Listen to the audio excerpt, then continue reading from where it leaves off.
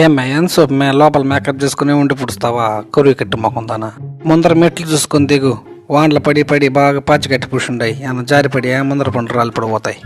తెల్లారితో కోడి కుజ్జామని లేమే స్నానం చేసుకొని పోదాము మీటింగ్ ఉందంటే నిగుడుకొని 7కి లేస్తేవి రాత్రి 12 వరకు సీరియల్ చూస్తావు. ఆఫ్ చేయమే టీవీ అంటే ఆఫ్ చేయవు. రయ్యా ట్రంపు ఏంది ఆ స్వామి లేట్ అయిపోయిందా? ఏంది దగ్గరకు వచ్చే కొంత కంపు వస్తుందా? స్నానం చేస్తే లేదా? అదేం లేదు, నేను మా ఊరు దాటి వచ్చేటప్పుడు వంక పోతానందే 2 వంకలు మునిగేసి వస్తుంది.